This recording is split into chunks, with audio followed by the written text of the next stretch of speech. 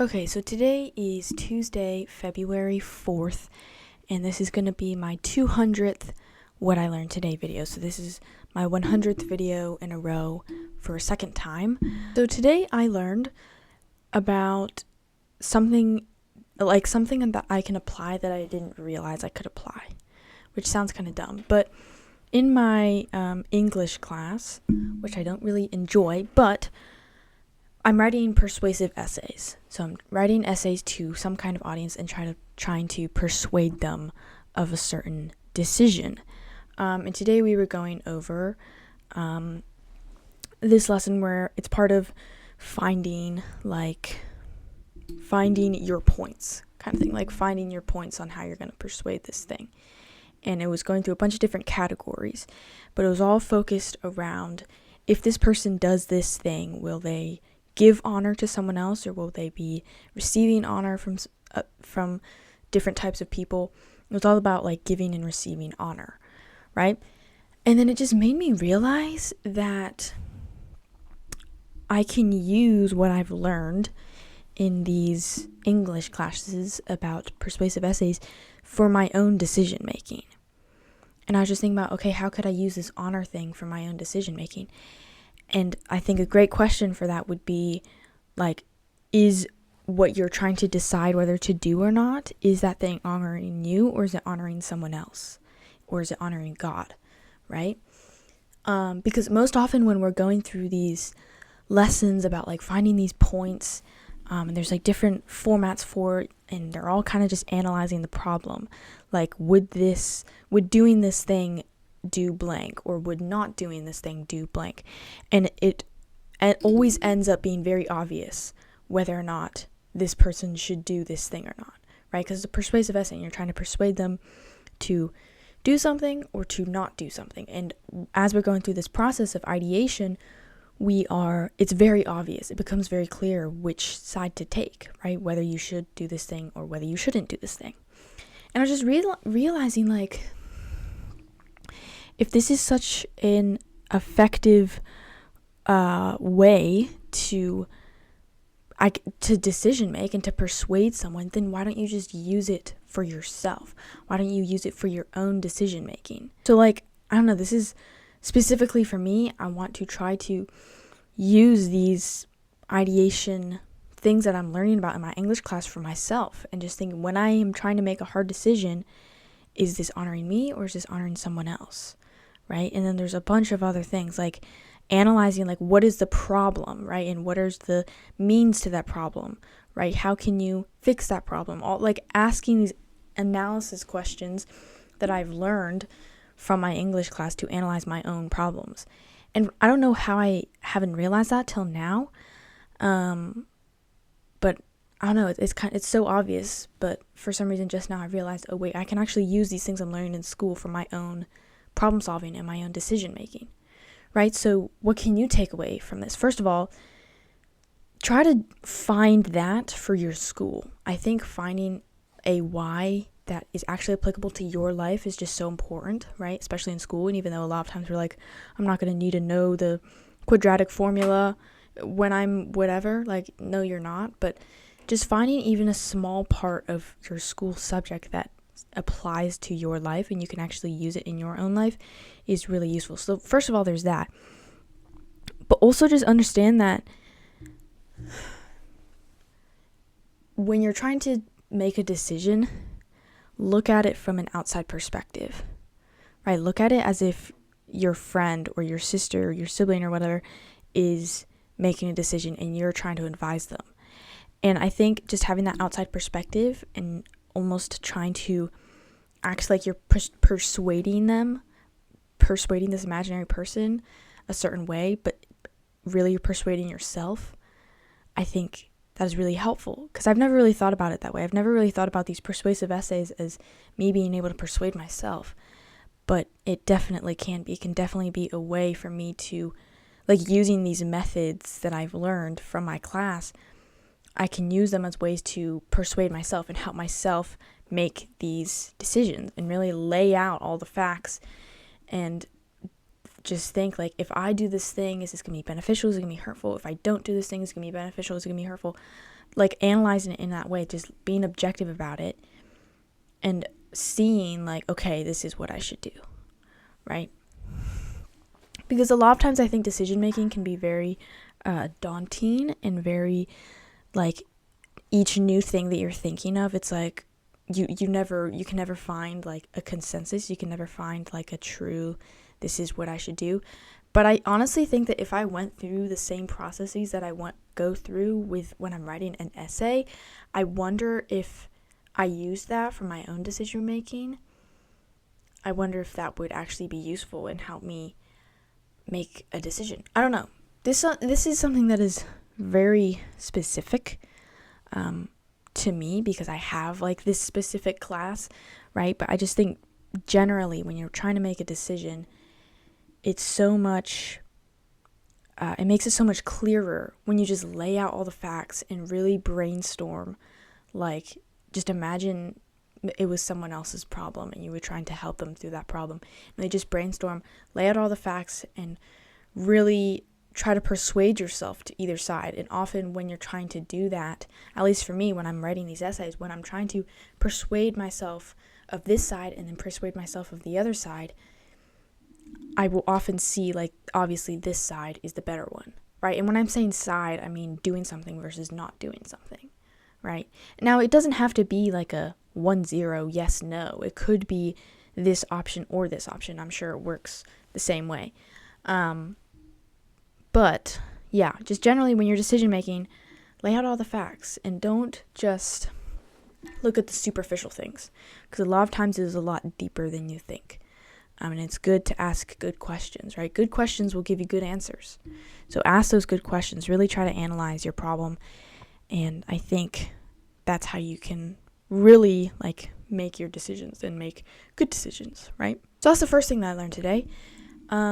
The second thing that I learned today was that I was thinking about how I think right now is around the time where most people kind of stop their New Year's resolutions, right? Usually like late January, early February, and they kind of just forget about their New Year's resolutions and they kind of just, fall off kind of thing, and they never actually achieve the goals that they want to achieve. And I was thinking about that, and I was thinking about how I haven't really done that, but I think that's mostly because I'm doing a lot of the same stuff that I had been doing in 2024. And I was thinking about that because I was like, shouldn't I be doing something drastically different, right? Shouldn't I be doing something drastically different from last year if I want to achieve greater things? But then I was thinking, like, I do have my goals. I have my specific goals.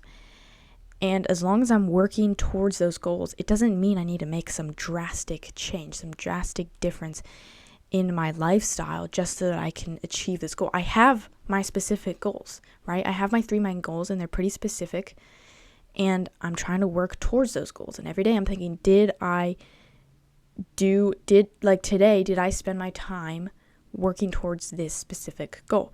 And I was just thinking about how your goals do not have to be like unexpected. So yeah, you don't need to have these crazy, outlandish, like remarkable goals. If you just have a goal that maybe you were already working towards last year, then great, you're still working towards that goal, and that's completely fine. You don't need a drastic change in your lifestyle and a drastic change in your like process, right? As long as you're working towards your goals consistently, then hopefully you can achieve that goal as long as you have the right process. And I actually talked about that in yesterday's video. I'll have that linked in, I forget which corner it is. It's one of these corners. So if you want to learn about how you can have a good process, then that's that video. But as long as you have a good process that you're doing consistently and you're just working towards that goal every day or every week or whatever your timeline is, then you're working towards your goal. You don't need to have these crazy goals. This is kind of me telling myself this, because I do think that there are people who this isn't a problem for them. They're like, oh yeah, obviously I don't need crazy goals. But a lot of times when I think of setting goals for the new year, I'm thinking of like, I want to do this, I want to do that, I want to do this, I want to do that, and these have to be all these super crazy things I have to be working super hard to get. But that's not necessary. Like, if you have your goals that you are satisfied with, right, and you have specified what they are, and you're just working towards those goals, then you're fine, right? There's no one that is going to shame you for not having your goals big enough, right? Now, sometimes you will set a goal and then realize that's not going to take me a year. That's maybe going to take me 6 months. But then you can just set another goal for the rest of the year, for the next 6 months, right? I think that's honestly what happened to me. Like last year, I set a goal of reaching 1,000 subscribers by the end of the year. And it didn't even take me the full year. So I realized like, oh, that wasn't a goal that filled every single time space within the year, right? So I'm thinking like the goals that I have set, they feel like small goals because I don't think they're going to take a whole year to complete. Now, maybe they will. I don't know, right? I just have to trust the process. Again, I talked about that in yesterday's video, so that's linked in the description. But your goals don't need to take a year. Your goals, like, obviously you won't know how long it'll take for you to achieve your goal. But your goals don't need to take up the whole year. As long as you just have a goal that you're satisfied with for the current time, for where you're at right now, then you're good, right? I guess this is just, I'm telling this to myself because I have felt like I need my goals to be bigger. But then when I try to think of like, how would I make this goal bigger? I don't really, like, it feels weird. I don't really have anything. I just have these 3 main goals that I know have been stuck in my mind, and I just have them written down, and I'm just trying to work at them every single day, right? So this is kind of a message to myself. I don't know if any of you guys struggle with this. Let me know if you do in the comments down below, if you also feel like you need to have these super huge goals, right? You need to have these super crazy, like outlandish, like no one would ever believe you goals. Like you can have goals that are believable, I guess. Because I consider myself a very ambitious person. And so when I see these goals that are relatively small, even though they're still like pretty big achievements, right? When I see them that they're relatively small, it makes me think like maybe I'm not an ambitious person. But like that's such a dumb thought to think, right? And how big your goals are is just not, if anything, it's better to have small goals, because the smaller your goals are, the more achievable they are, which means you can like slowly step up the ladder, right? If you just have this one singular massive goal, but you have no idea how to get there, I'd rather have the little goals, right? I don't know if what I'm saying makes sense, but this is just what I was thinking about today. Just your goals don't need to be unbelievable. Your goals can be believable. You don't need to have some massive change. As long as you're satisfied with your goals and you're working towards them, then you're chilling, right? Okay, editing joy here. I just wanted to say that I think one of the reasons why I think this way, that I feel like I need these massive goals, is that a lot of media, of like those people that are like, you gotta lock in, gotta, disappear to everyone and just work on your thing, right? And it makes it seem like you need these huge goals where people aren't going to believe you, and you have to, distance yourself from everybody you know, and just like monk mode or whatever it's called. And I think that is probably part of why I think I need these huge goals, because it feels like that's what everyone else is doing. That's what other people are doing. Other people are having this crazy goal or this crazy thing they want to do, and they are cutting people off for it. And they are just only focusing on that one thing for like 30 days or whatever. So it feels like I need to do that. But in reality, I don't. Like, your goals can be chill. I feel like a lot of self-improvement people are very grindy. Like, you have to grind your way through things. And I do think that there's truth to that. But I think if you just want to improve yourself, it does not need to be a grind. It can just be a chill, consistent improvement, right? And that's what I talked about in yesterday's video. Again, I'll have that linked in the description. But your goals do not have to be crazy. You can have chill self-improvement. Self-improvement does not have to be super grind steady, like, intense. It can just be a chill series of improvement, a chill process. Process does not have to be crazy. It can just be chill. So just wanted to mention that. Back to the video. So the last thing that I want to say is that I want to kind of give an update, because right now, today is the 200th video. So this is the end of season 2, as I like to call it. So I had season 1, which was days 1 through 100 days in a row of sharing what I learned today, and then the past 100 days I've been doing the same thing. And I just want to say that I'm going to be taking a break because first of all, I have certain responsibilities that won't allow me to be filming a video like every single day, but also I've just been kind of tired, and it's just been kind of a struggle for me to get these videos out every single day, and I think it'll be good for me to take a break. I did this last time too. Once I finished season 1, I took like a week-long break, but I think this break is going to be a little bit longer because I do have like a camp over the Valentine's Day weekend. So that's in like a week and a half maybe. So I'm thinking I'll probably come back 2 weeks from now on the 18th. That's kind of my plan. So you're going to have to go 2 weeks without a What I Learned Today video for me. Throughout those 2 weeks, I'll probably be posting some shorts, and I'll most definitely be posting my February video that I'm working on because, like I said, I kind of just want to take a break. I'm tired of making these videos, and I'm kind of like losing steam, and I need to kind of reset myself. And I also need to be working on my February video because, like I said, in past videos, I'm doing monthly videos that are more like well-produced, not just these What I Learned Today videos. And I also I kind of just want to reset everything. So I'm going to take a break because this is the end of season 2, as I like to call it, my 200th video. And so yeah, I'm going to be taking a break for 2 weeks.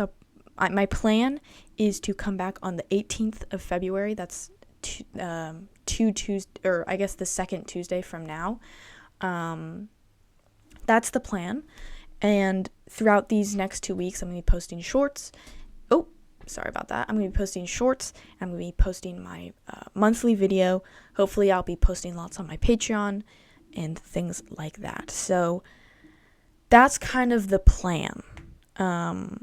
So I will have 2 weeks with no daily videos. So hopefully you guys won't leave me, right? Hopefully I have a loyal community that can wait 2 weeks without these What I Learned Today videos. But when I come back, I really want to make my thumbnails better. I really want to make my titles better. I really want to just really improve the quality of these videos. I think I still want to keep like the rambly, kind of just like I'm on a FaceTime call with you kind of vibe.